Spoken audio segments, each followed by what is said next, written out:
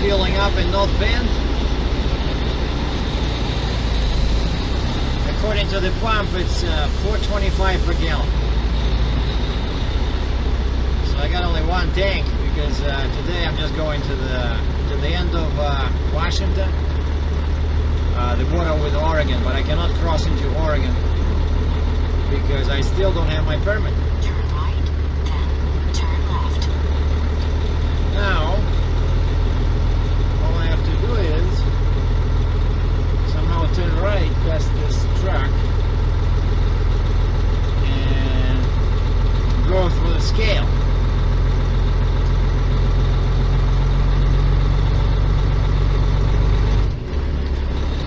Oh, the end of my trailer did not hit the old white Freightliner Columbia, so we're all good. And I checked the DOT website, Washington DOT. They have a special web page that tells you the weather on all the mountain passes. And I found this one that I'm about to cross, Snoqualmie or something, right? And it looks like it's going to be okay now, but later in the afternoon they're going to have snow. So that's why now it's 10 o'clock local time. I want to, go through that. All right.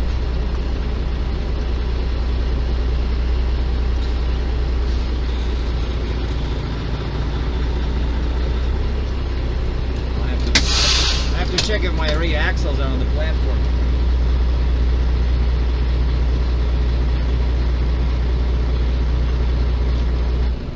First way or reway? First way. Tractor number. 412540.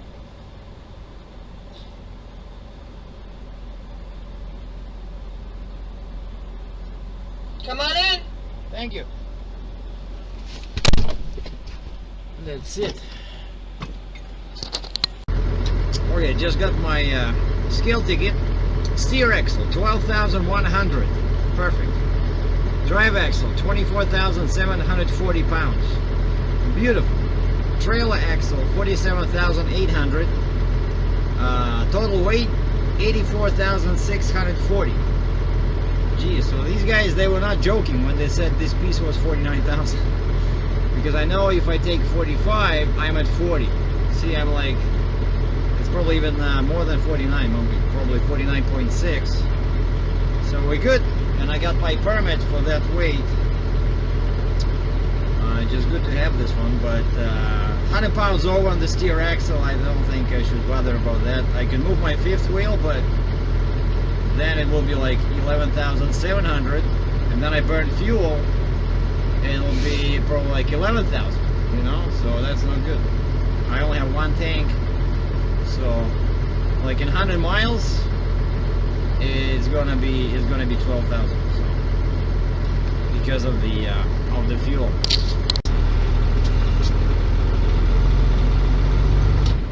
Alright, into the mountains we're going, and I checked my... Turn right, 468 Avenue Southeast. Then take the second left, Interstate 1 eastbound. Unbelievable! Each time I start talking, this stupid thing tries to, beat me.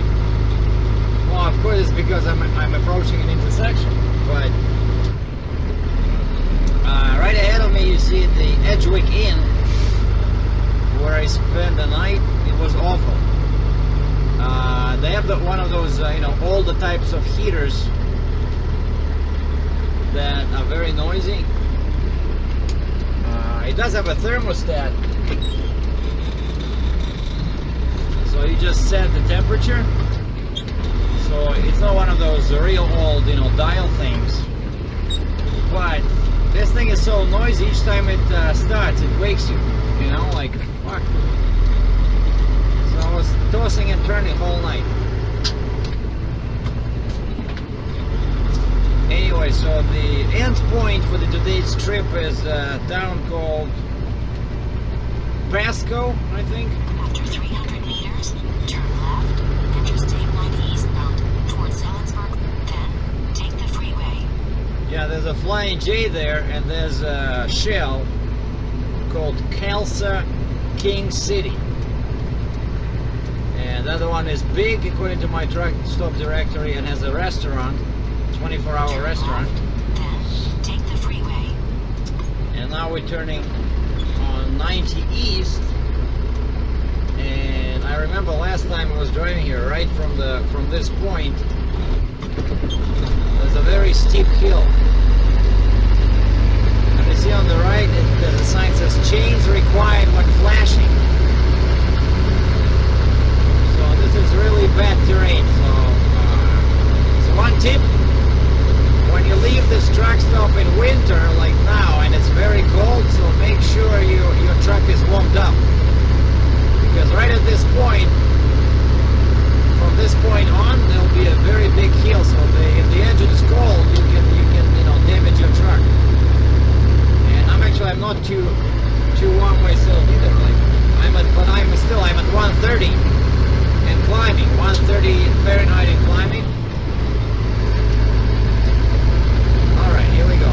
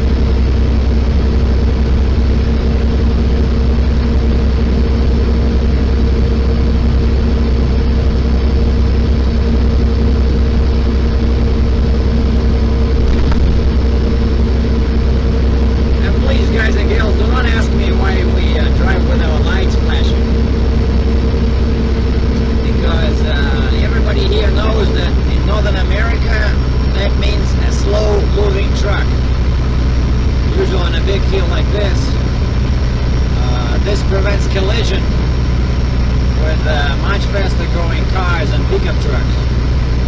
Keep left, interstate 90 eastbound towards Spokane.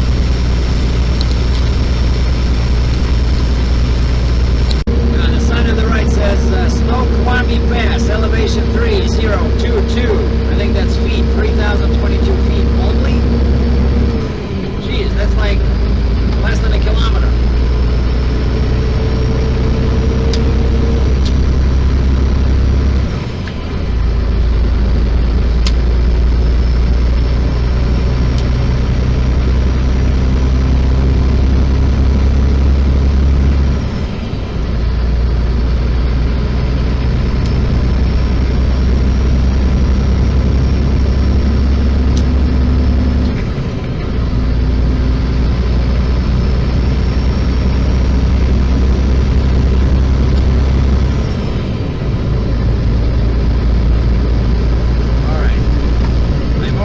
But now I have another set of fun. Look at the sign. See that weaving black thing on the yellow background? That's not good. That means that the road will be going left and right. For the next, what did it say? 2 miles? 5 miles? And I'm going down. And I'm loaded. So it's hard to control your speed. What's the safe speed for trucks? Nobody knows, but it says up ahead for cars 65 miles per hour, for trucks 60. Well, we're gonna drop 1 gear just to be on the safe side. Yeah, going 8 low. Use my engine brake.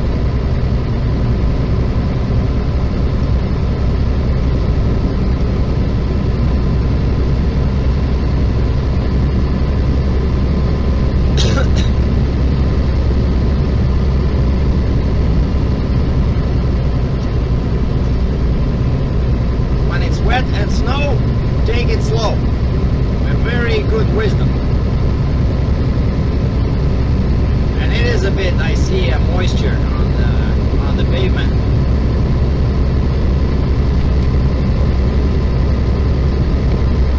Speed 82 kilometers an hour.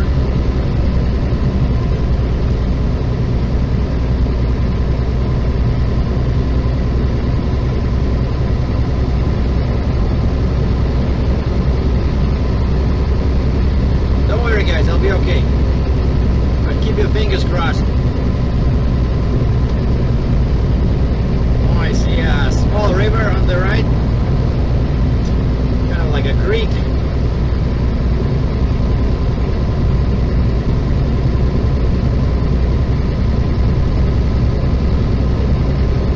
I know there's gonna be a huge, very beautiful lake up ahead. They're gonna have some gorgeous views from the top.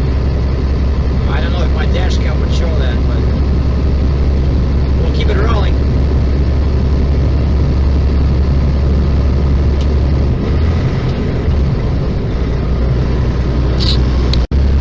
And I'm driving alongside that lake I mentioned before. I think it's probably even a river. It's huge. And on the other side of this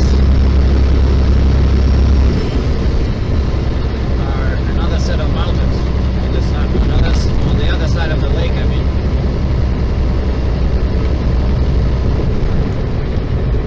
Yeah, you guys should see it on the right. Yeah, I see it on the screen on the dash cam. Very big lake. So that's the scenery kind of, that you wanna be among, right? You have trees, you got mountains, you got water, and best of all, you have a divided 4-lane freeway. Take that, Canada. If this was Canada, it'll be a 2-lane with a 50-mile speed limit. No offense. I'm just talking from experience.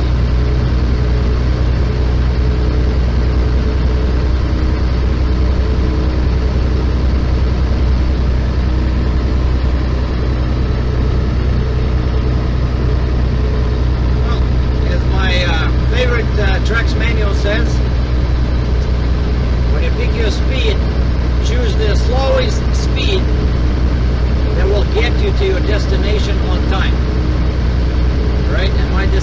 destination is just 3 hours down the road because I cannot go into Oregon. So, like, what's the point in rushing, right? I'm not paid by the mile.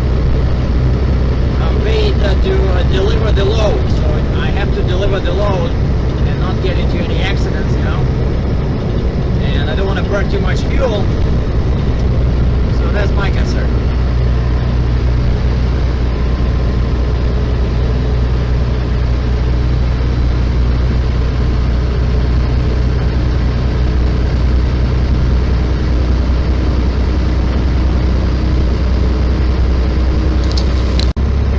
Short time later, looks like I'm out of the mountains, at least for now. Nice, almost dry road, plus 7 Celsius, 45 Fahrenheit. Beautiful.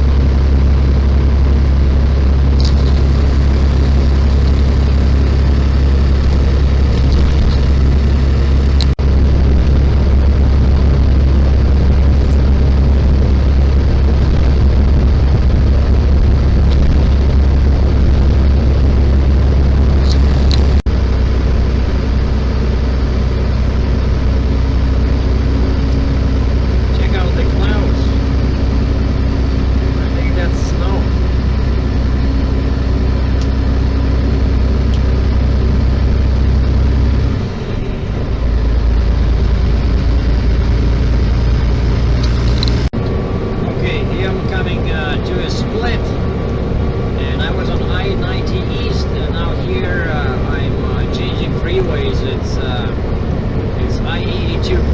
After 1 kilometer, keep right. On 10, US 97 southbound towards Yakima. If I had stayed on 90, I would end up again in mountains, the very nasty part of Idaho.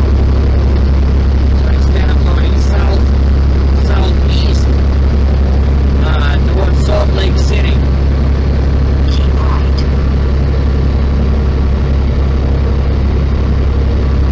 Yeah, so bye-bye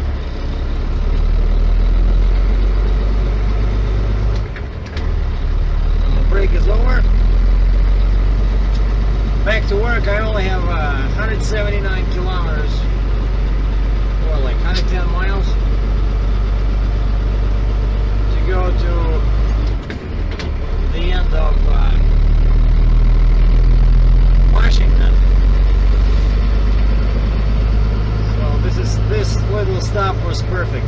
As you saw, I took some pictures, I took a video.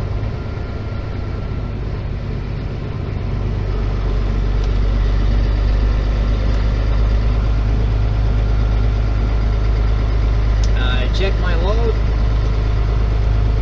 Everything is good.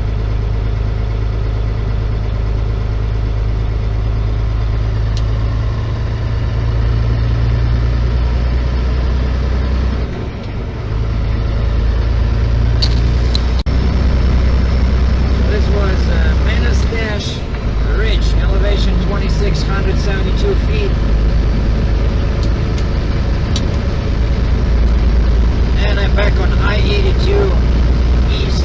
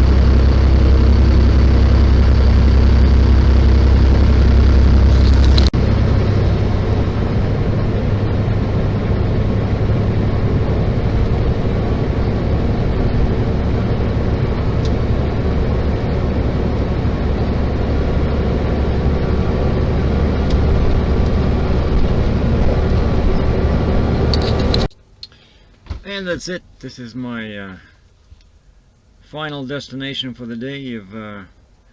If someone saw the movie Final Destination, they know what I'm talking about. This is Pasco, Washington, Kelsa King City truck stop. And on the other side of the little driveway, I see a Flying J. But over there, they only have a Subway restaurant.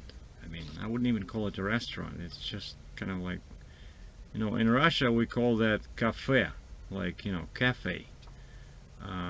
Something where you just grab a sandwich, you know, to go. But this place here, right in front of me, this gray building, I see the sign says restaurant to the left. And lots of parking. To the right of me is a pink colored Peterbilt 379 with a flatbed trailer, and to the left is a nice you know, graphite, or what is it, graphite, like kind of like asphalt, you know, gray metallic, beautiful, this new Kenworth T700, pulling a dry van with a Swift sign on the side. So that's it. Now actually I had to go, I don't like doing this usually. I had to go probably like what, 20 kilometers out of my way to come to this truck stop, because this was straight east of that I-82, and the actual highway was kind of turning to the south towards Oregon, but there's no truck stops there, you know, and I don't know how long I'm gonna sit tomorrow morning till I get my Oregon permit. And sometimes that's what you gotta do. You gotta, you know, I looked at my truck stop directory. This was a decent truck stop with a restaurant. You know, you don't want to sit in the field, right, with no water, no food, no nothing.